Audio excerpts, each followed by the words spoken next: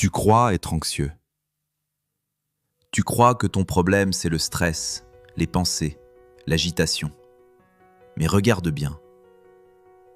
Quand quelque chose devient incertain, tu ne paniques pas. Tu contrôles, tu anticipes, tu vérifies, tu prépares, tu analyses. Ce n'est pas de la peur, c'est un refus. Un refus de ne pas savoir, un refus de ne pas maîtriser, un refus d'être surpris. Tu n'es pas submergé par l'anxiété, tu es submergé par ton besoin d'être certain.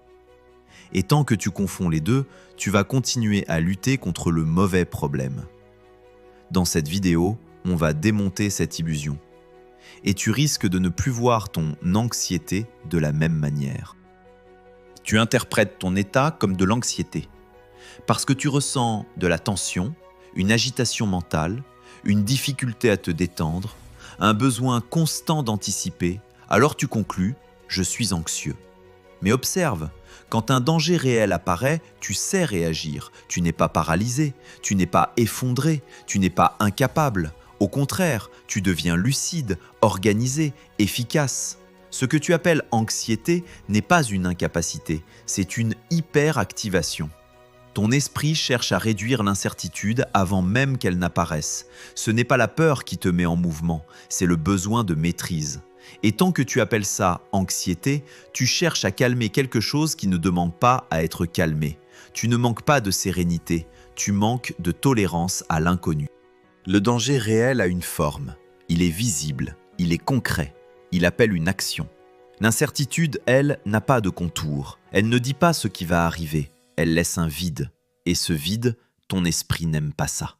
Parce qu'un vide ne se contrôle pas. Alors tu remplis, tu imagines, tu prévois, tu te prépares à ce qui pourrait arriver. Pas parce que tu es fragile, mais parce que ne pas savoir te semble plus insécurisant que faire face à un problème réel. Le danger peut être affronté, l'incertitude, elle, ne peut pas être saisie. Alors tu préfères rester en mouvement. Analyser te donne une sensation de solidité. Anticiper te donne une illusion de stabilité. Mais ce que tu évites, ce n'est pas le danger, c'est la sensation de ne pas maîtriser. Et plus tu cherches à réduire l'incertitude, plus tu maintiens ton esprit en état de veille. Pas parce que le monde est menaçant, mais parce que tu refuses de rester face au vide. Quand tu contrôles, tu ressens quelque chose d'immédiat, une sensation de solidité. Tu as l'impression d'avoir repris la main. Tu as un plan, tu as anticipé, tu as prévu plusieurs scénarios et ça apaise un instant. Mais observe bien ce qui se passe ensuite. Pour maintenir cette sensation, tu dois continuer à vérifier, continuer à ajuster, continuer à surveiller. Le contrôle ne crée pas la sécurité, il crée une activité permanente. Et cette activité donne l'impression que tu fais quelque chose d'utile. Mais ton corps, lui, reste en alerte. Parce que si tu dois contrôler, c'est qu'il y a quelque chose à craindre, même si rien ne se produit. Le contrôle te donne une illusion de stabilité, mais il entretient l'idée qu'à tout moment, quelque chose peut déraper. Et tant que cette idée est active, la détente reste partielle. Tu crois te protéger. En réalité, tu t'installes dans une vigilance continue. Si tu as besoin que tout soit clair, prévisible, maîtrisé, ce n'est pas parce que tu es faible, c'est parce que tu associes l'incertitude à une menace. Quelque part, tu as appris que ne pas savoir était dangereux. Alors tu compenses, tu renforces la maîtrise, tu renforces l'analyse, tu renforces la préparation. Mais ce que révèle ce besoin, ce n'est pas une fragilité, c'est une croyance silencieuse. Si je ne contrôle pas, je ne serai pas capable. Et c'est là que l'illusion se glisse.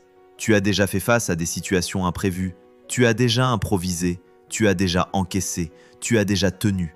Mais ton esprit refuse de l'intégrer.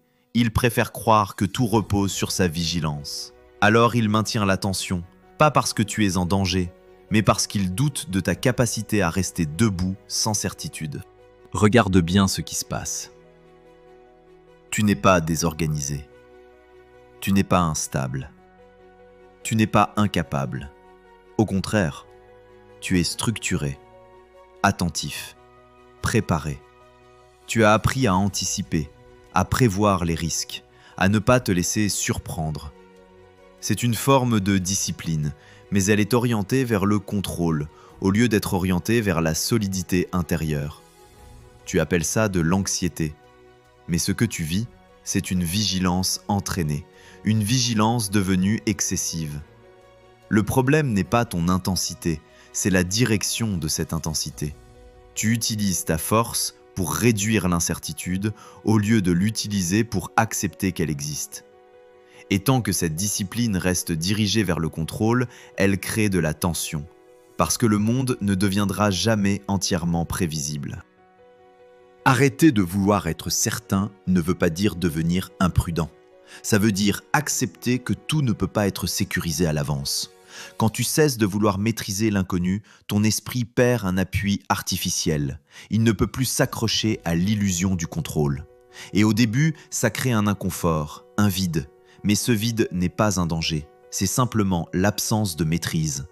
Et si tu restes là, sans chercher à le remplir, quelque chose se réorganise.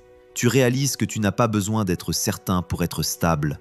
Tu n'as pas besoin d'anticiper chaque scénario pour rester debout. La sécurité ne vient pas de ce que tu contrôles, elle vient de ce que tu es capable de traverser. Et tant que tu crois que la stabilité dépend de la certitude, tu resteras en tension. Mais le jour où tu comprends que tu peux faire face même sans tout prévoir, la vigilance permanente perd sa raison d'être. Tu n'as jamais été submergé par l'anxiété, tu as seulement cru que la sécurité venait de la certitude.